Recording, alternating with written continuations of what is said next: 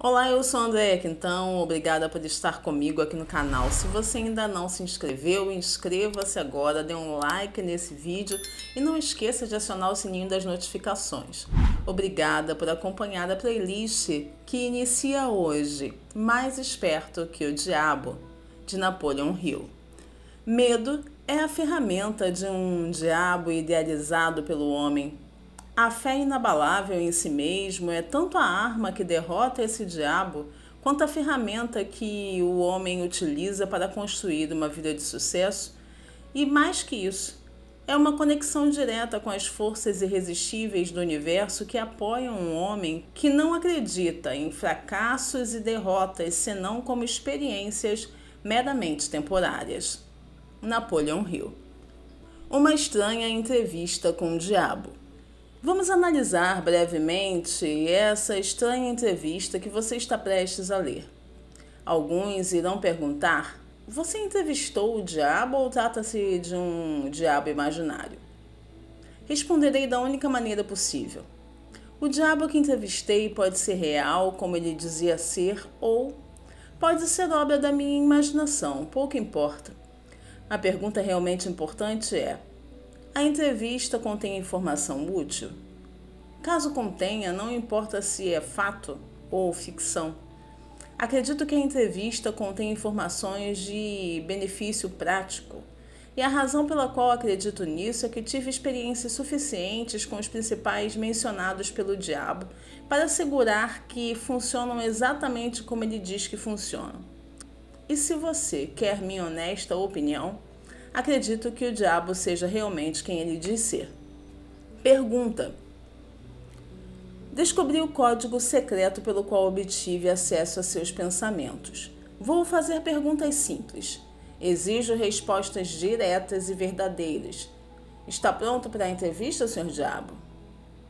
Sim, estou pronto.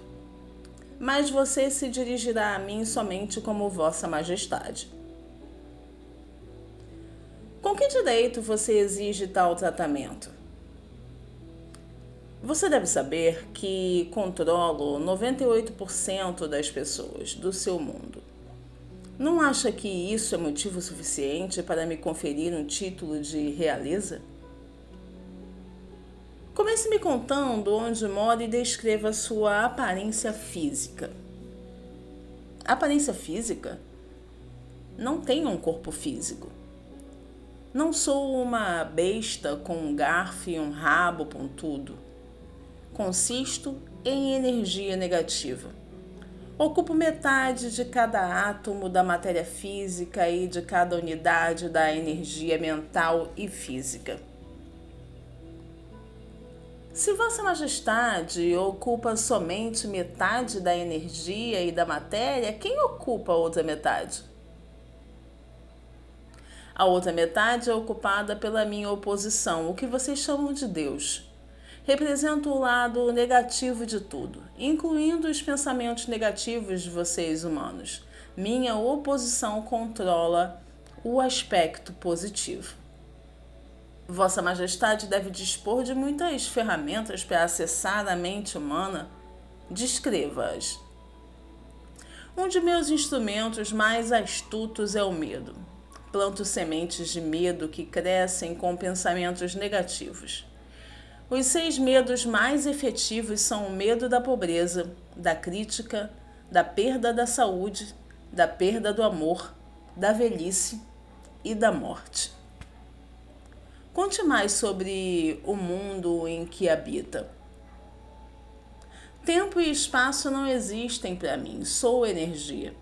Meu lugar favorito é a mente das pessoas. A quantidade de espaço que ocupo na mente depende do tipo de pensamento do indivíduo. E quanto à sua oposição?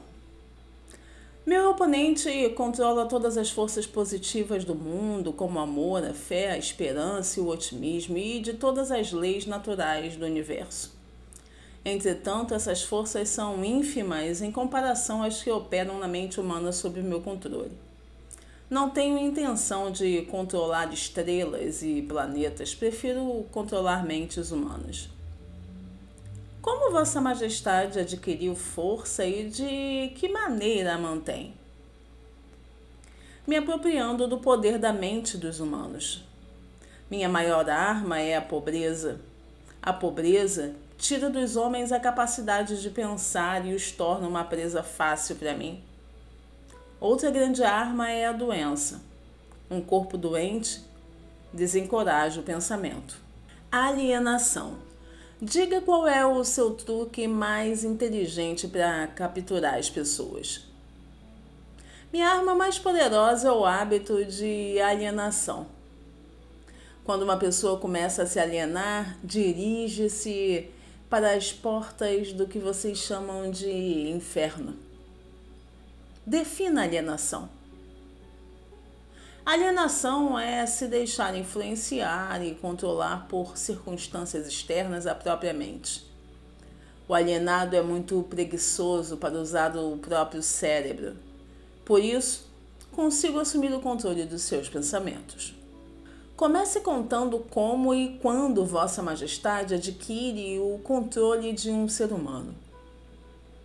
Meu controle inicia-se na juventude. Algumas vezes, lanço as bases antes da pessoa ter nascido, manipulando a mente de seus pais. Algumas vezes, ajudo a trazer as pessoas ao seu mundo com mente fraca, fornecendo a elas as fraquezas dos seus ancestrais. Vocês chamam esse princípio de hereditariedade física. Após o nascimento, uso o que vocês chamam de ambiente e o princípio do hábito. Entro na mente e estabeleço hábitos que levam à dominação. Quais os hábitos mais comuns pelos quais Vossa Majestade controla a mente das pessoas? Os mais úteis para mim são medo, superstição, avareza, ganância, luxúria, vingança, raiva, vaidade e preguiça. Por meio de um ou mais desses, consigo entrar em qualquer mente de qualquer idade, mas obtenho melhores resultados em uma mente ainda jovem, antes que seu proprietário tenha aprendido a fechar alguma dessas portas. Então estabeleço hábitos que mantêm essas portas abertas para sempre. Vamos voltar à alienação, o seu melhor truque. Como já disse, faço com que as pessoas comecem a se alienar na juventude. Eu as induzo a se alienar na escola, sem saberem que ocupação desejam seguir na vida. Ali eu pego a maioria. Pais, professores, instrutores religiosos e muitos outros adultos sem consciência disso servem a minha causa ajudando a destruir o hábito de as crianças pensarem por si. Sempre achei que os melhores amigos das crianças fossem os pais, professores e instrutores. É aí que entra a minha sabedoria. Por isso, controlo 98% das pessoas do mundo. Assumo o controle durante sua juventude, usando os responsáveis e especialmente os que ministram instrução religiosa. Com a ajuda deles, acabo com o pensamento independente. E também implanto na mente das crianças o maior de todos os medos, o medo do inferno. Mas como consegue fazer com que as pessoas continuem a temer Vossa Majestade e o inferno após tornarem-se adultas e pensarem por si? Os seres humanos crescem, mas nem sempre aprendem a pensar por si. Uma vez que eu consiga capturar a mente de uma criança pelo medo, enfraqueço sua habilidade de pensar racionalmente por si. E essa fraqueza ela carrega por toda a vida. Como os pais ajudam os líderes religiosos a destruir o poder das crianças de pensar por si? Faço com que os pais ensinem seus filhos a acreditar neles e em suas ideias sobre todos os assuntos importantes, tais como religião, política e casamento. Quando adquiro o controle da mente de uma pessoa, consigo perpetuar tal controle ao fazer com que ela me ajude a conquistar a mente de seus filhos. De que outras formas você usa os pais para transformar os filhos em alienados? Faço com que as crianças sigam o exemplo de seus pais. Às vezes, conquisto a mente das crianças e subjugo sua força de vontade da mesma maneira como os homens domesticam animais. Não faz diferença para mim de que forma a vontade de uma criança é subjugada, contanto que ela tenha algum tipo de medo. Entro na mente por meio do medo e limito seu poder de pensar de forma independente. Parece que Vossa Majestade faz qualquer coisa para que as pessoas não pensem. Não me importa o que as pessoas pensem, desde que pensem com foco no medo, no desencorajamento, no desespero e na destruição. Quando pensam de forma construtiva em termos de fé, coragem, esperança e propósitos definidos, tornam-se aliadas da minha oposição e eu as perco. Não vejo como professores possam ajudá-lo. Os professores me ajudam não tanto pelo que ensinam, mas muito pelo que não ensinam. O sistema escolar ensina quase tudo, exceto como usar a mente para pensar de forma independente. Tinha a impressão de que o objetivo das escolas era ajudar as crianças a pensar. Esse pode ser o objetivo, mas muitas escolas do mundo não conseguem atingi-lo. Os alunos não são ensinados a desenvolver e usar a própria mente, mas sim a adotar e usar os pensamentos dos outros. Isso destrói a capacidade do pensamento independente. Sua oposição não consegue resgatar aqueles fisgados pelo hábito da alienação? Nada pode me deter de controlar as pessoas exceto elas mesmas. Nada pode me parar exceto o poder do pensamento apurado. Pessoas que pensam de forma apurada não se alienam. Reconhecem e assumem o poder da própria mente, não permitem que nada, nem ninguém, as influencie. Conte mais sobre seus métodos de alienação. Faço com que os seres humanos se alienem em todos os assuntos, por exemplo, saúde. Faço com que a maioria coma em excesso e o tipo errado de alimento. Isso leva à indigestão e à obesidade e destrói o poder do pensamento apurado. Se ensinassem as crianças a se alimentar, haveria um dano irreparável à minha causa. Casamento. Faço com que homens e mulheres se alienem no casamento sem planos ou objetivos para manter o relacionamento em harmonia. Faço com que discutam e briguem sobre assuntos financeiros e sobre a forma de educar os filhos. Faço com que entrem em controvérsias sobre assuntos íntimos, amigos e atividades sociais. Mantenho os casados tão ocupados procurando as falhas um no outro que nunca têm tempo para fazer qualquer coisa que quebre o hábito da alienação. Profissão.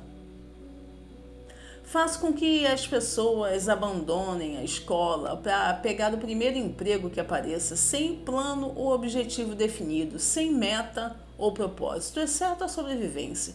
Assim, mantenho milhões de pessoas tomadas pelo medo da pobreza durante toda a vida. Com esse medo eu as guio até o ponto em que não conseguem quebrar o hábito da alienação.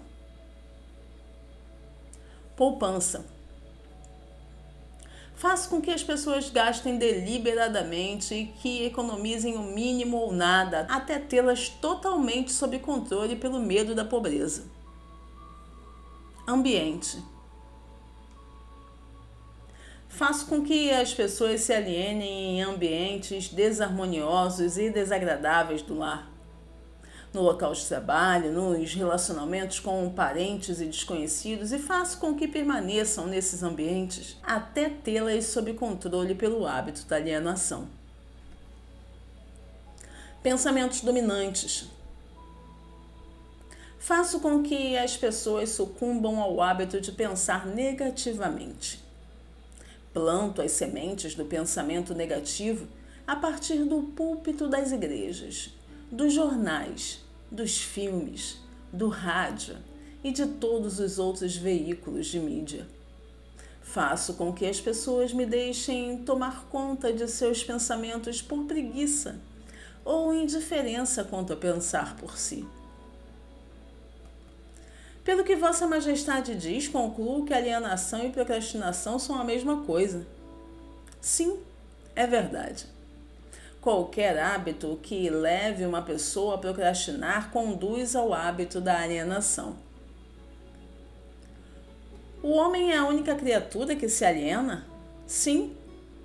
Todas as outras criaturas movem-se de acordo com as leis definidas pela natureza. O homem desafia as leis da natureza e aliena-se quando quer.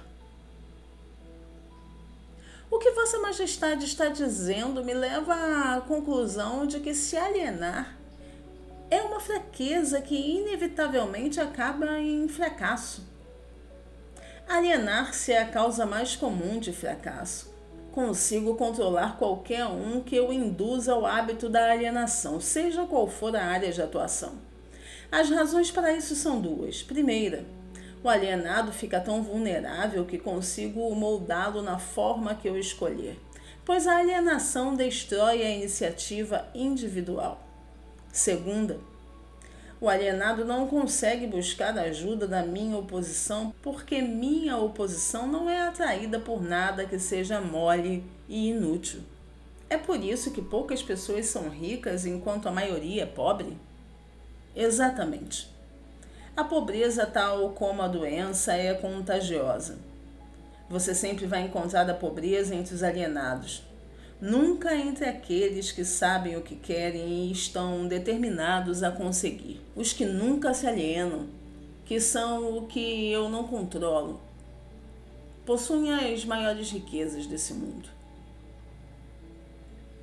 Sempre entendi que o dinheiro era a raiz do mal, que os pobres e desafortunados herdariam o céu, enquanto os ricos acabariam em suas mãos.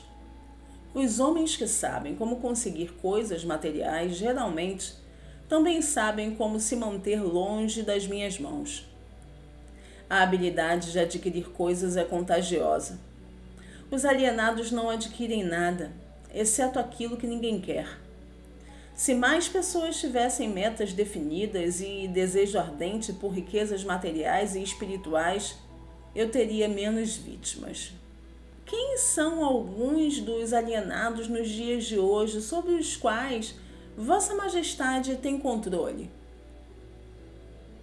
Não tenho controle sobre nenhum não alienado, seja nos dias de hoje, seja no passado.